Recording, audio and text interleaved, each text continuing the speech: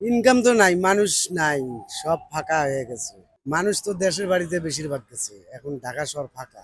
Income হবে কেমন করে? এটা 1-2 দিন সমস্যা তো হবে, কারণ নির্বাচনে মানুষ ভোট দিতে গেছে দেশের বাড়িতে। ভোট দেওয়ার পরে আবার তো আসবে, 2-1 দিন সমস্যা হবে।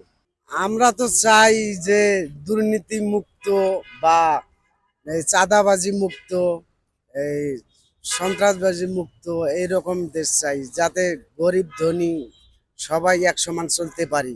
সবার পক্ষে সমান আইন হয়।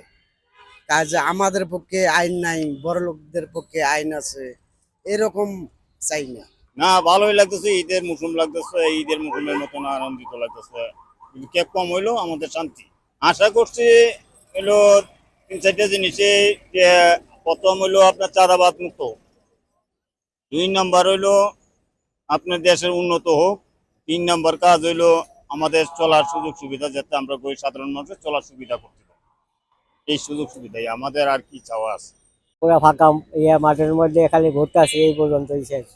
আসছিল না, সকাল থেকে আসছে যাত্রী না, যাত্রী যা আবার কালকে পরশু 2-3 দিনের মধ্যেই গেছে গা। কাল যা ছিল কালকে আর পরশু, তার আগের দিনই ভিড় আসলো 3 দিন।